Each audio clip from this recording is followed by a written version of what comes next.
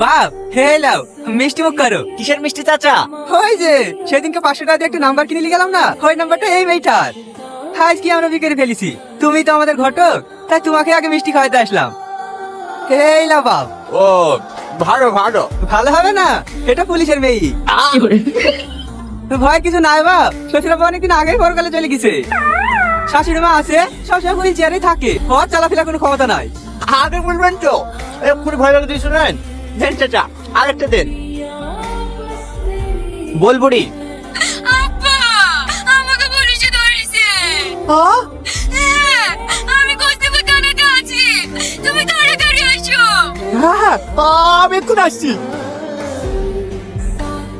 শ্রাবণী আব্বা তুই বিশ আছে কেনে? আরে গুরুদেব আপনি এখানে? সালাম গুরুদেব সালাম। কে তুমি? হ্যাঁ আমি আপনার শিষ্য। আপনার দেখা দেখি তো আমি 80% ডিসকাউন্টে আজকের এই ব্যবসা শুরু করেছি। সত্যি কথা বলতে গুরুদেব, এই নাম্বার পাসের ব্যবসা শুরু করি আমার বিশাল উন্নতি হয়েছে।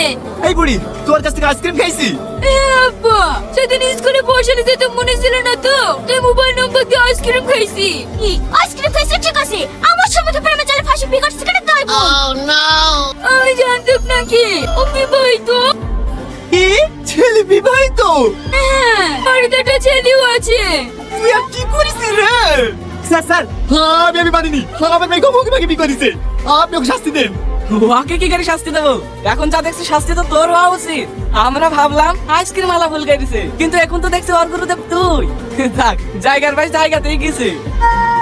এই বিদ যদি শিক্ষা হইতে হবে, নাম বললি দালালি করা।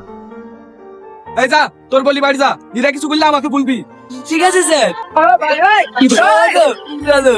আব্বা আমার আর কিছু করার নাই রে মা, আমি নিজের পায়ে নিজেই কুড়ে বেরিয়েছি। আমি বেঁচে একটা নাম্বার হেরাফেরি করবো না রে মা। তুমি নাকালি না করো গুরুদেব, হ্যাঁ আমি কিন্তু লাইভ ব্যবসা ছাড়ছি নি। এবার থেকে নাম্বার দিলে 100% ডিসকাউন্ট দেবো।